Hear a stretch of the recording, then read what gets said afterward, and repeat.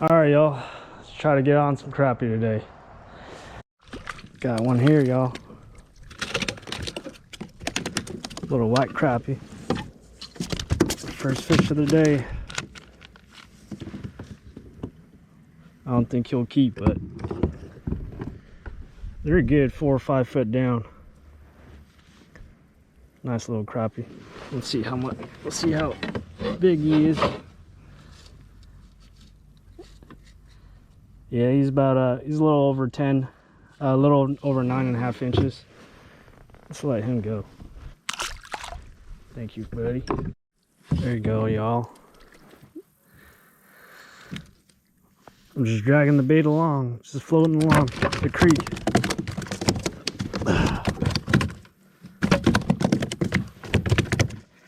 Let's see where he's at.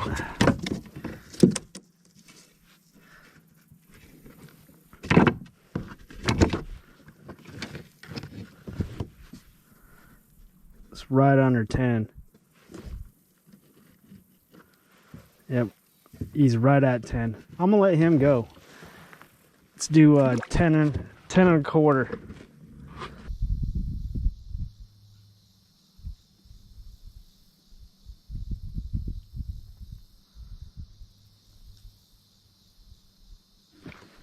There we go. Got that one on camera. This one looks a little bigger. Let's back out before I get into this brush here.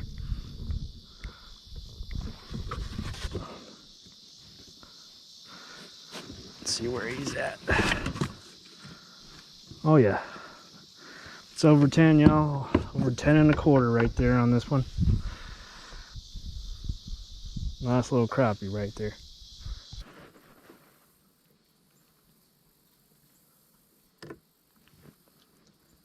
Basically doing it the old school way. Mine really ain't working. There we go. Ooh, that was a bigger one. I know that could have been a bass though, y'all. That was a good old bite right there, son. I get a chance to like set the hook instead of running off with it, you know.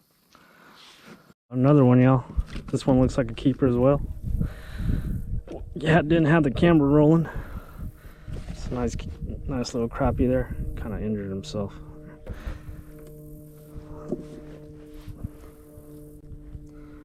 Got one right here, y'all, right on this sunken branch. This one's good. Pretty sure it's a keeper. Oh yeah. Not bad. I mean, it's not, I don't consider this a slab, but I do consider it supper.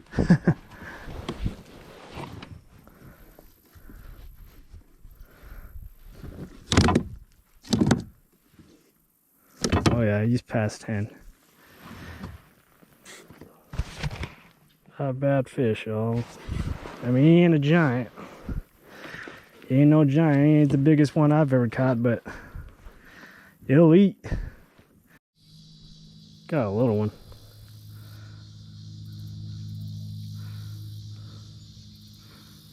Pretty fish. If I'm sounding kind of quiet, I am actually trying to be quiet.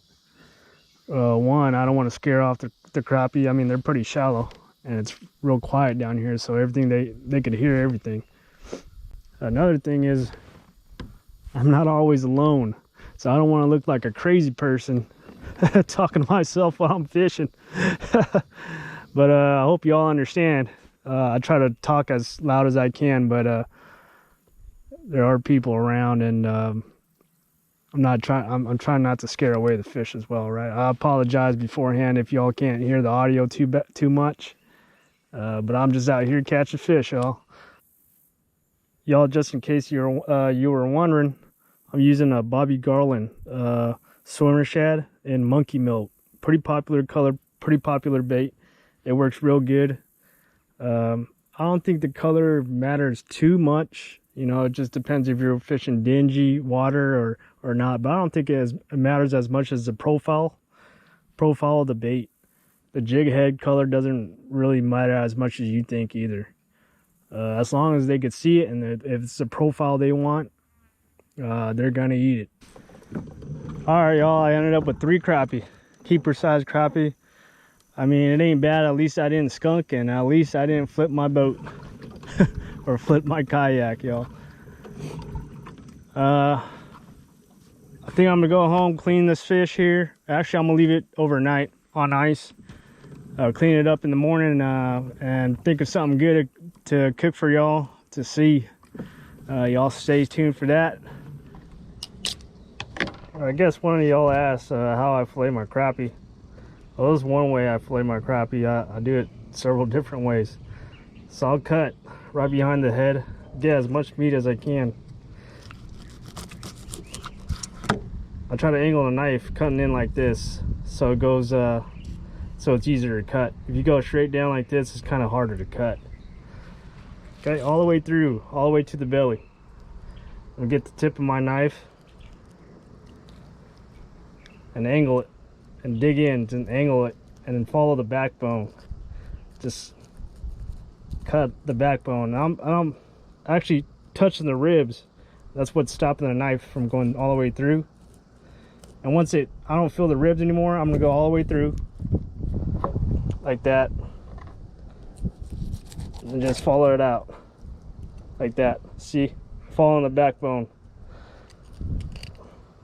So I'll go past the pin bones, basically what that is, and you could actually, with crappie, you can actually rip it out. You could cut it, but you could rip it out as well. I did leave a little extra meat in there. I might have left a little bit too much meat. So basically what I'm doing is I cut this way, and I'm following the backbone all the way through, and then pushing through and then sweeping out. That's it. It's a lot easier with an electric knife, but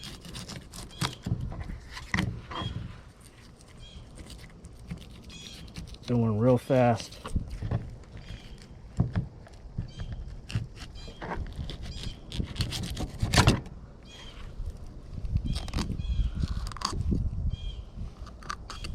So you could also cut around the ribs. I don't like to cut around the ribs because the knife's pretty sharp and I'll cut through the ribs, see? I just like to pull it off.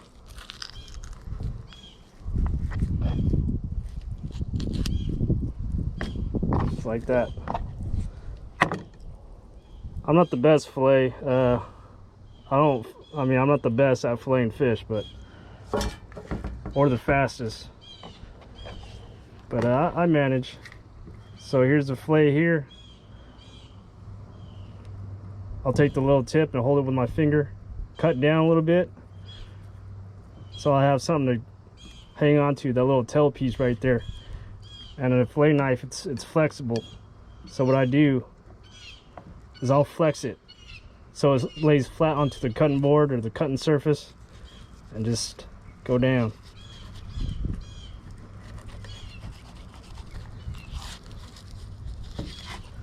That's a bad fillet job right there, but essentially that's what I do.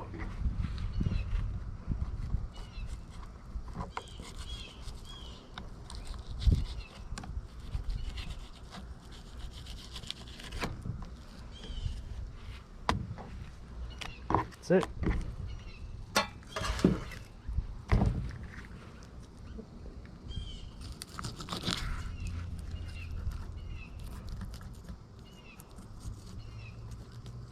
Follow the spine. Let's try to get this piece of meat off.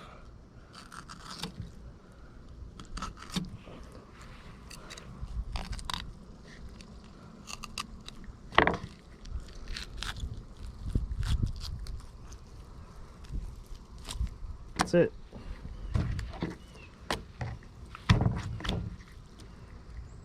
Yeah, just angle the blade this way. It's easier to cut. I'll use the tip of my knife.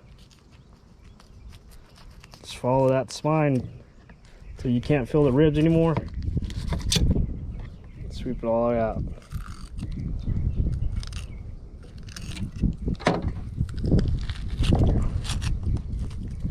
That's it.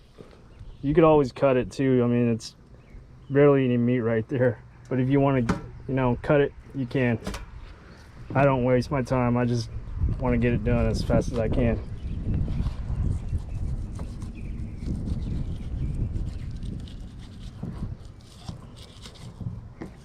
See, I'm not the best, but I get it done.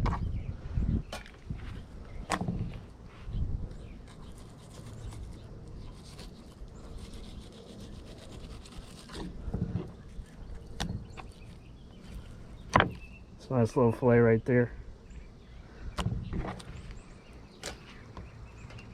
Oh, you'll get scales. Try not to. I mean, if you're gonna fry it, you're really gonna not notice the scales at all.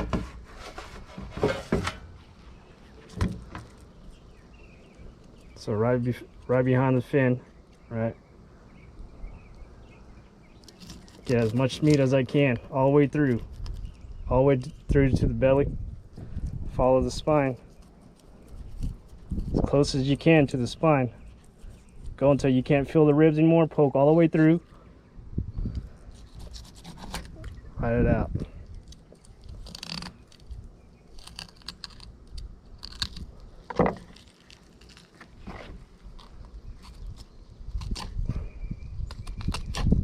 So you could also cut it out, but I think ripping it's a lot easier, a lot faster as well. And once you get down to the belly, if it's still attached, you just cut outwards and it's off. There you go.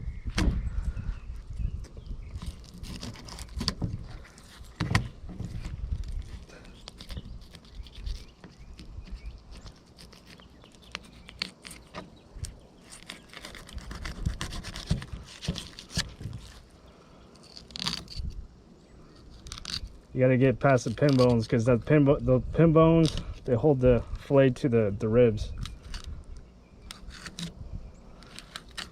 So you could fillet as well. I rip it though. It's just faster, especially if I have limited crappie. I don't want to waste my time. I just go.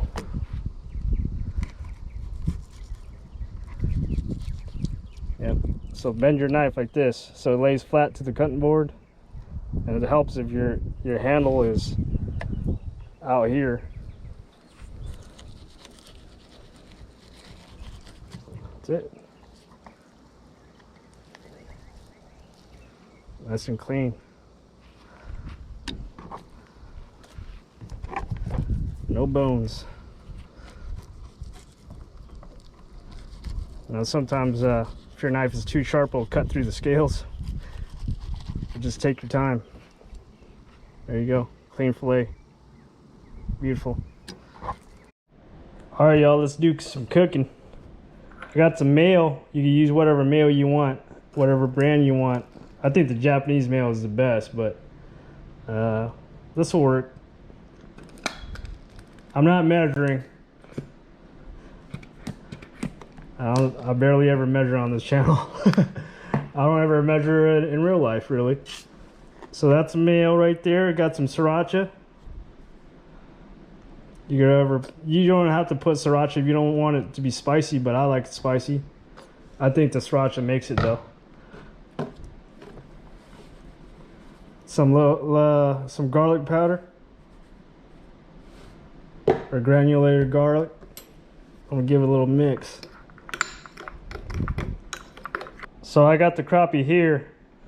I'm gonna season it just on one side with a little bit of salt and pepper.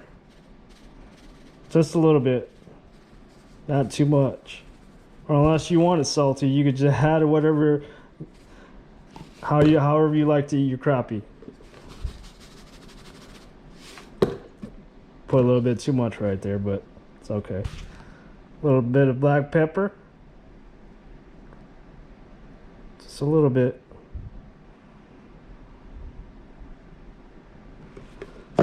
All right, I got this baking sheet with aluminum foil. It's already oiled, so the crappie doesn't stick. I know this is the first time I actually trying this recipe right here. I mean, I baked a lot of crappie in my day, but not this way. All right, so next I'm gonna get this mayo that I made, this sriracha mayo, put a little bit on top. Got the fish nice and covered with that sriracha mayo. I'm gonna put it in the oven, 375 for about 10 minutes. I mean, it could be done before 10 minutes, but you want to kind of toast it on top and make sure the fish is done. All right, y'all, I got some French bread right here. Sliced it in half. I'm gonna give it a little toast. All right, y'all, all done. It actually took about 12 to 13 minutes to get to this point right here. I'm gonna let it cool down a little bit and set up the sandwich, right? All right, y'all, I got some shredded lettuce right here. Sliced tomatoes. I like tomatoes. My tomato crop didn't grow too well this year, but it's all right. They're always available at the store. So lettuce, tomato. That's my setup. I mean, you don't have to put tomatoes if you don't like tomatoes. Lettuce, if you don't like lettuce, you can leave it all out. You can just eat it straight up if you want. And you don't have to use bread. You can put it on top of rice, and I guarantee you it'll taste so good. All right, y'all, all finished. Got a little bit of green onion on there just for an extra bite. I had a little bit of it, a little bit of piece of that fell off, and I'm telling y'all, this is so good. This is so good, y'all. Give it a try. Tell me how you like it. I suggest putting it over rice. I think you'll taste it even more. The bread kind of takes away from it, but it's still good, still flavorful. Give it a try, y'all. All right, y'all, that's it for the video. I hope y'all enjoyed it. Give me a thumbs up if you do. Hit that subscribe button if you're new, y'all, because there's a lot more adventures to come. Catch y'all later.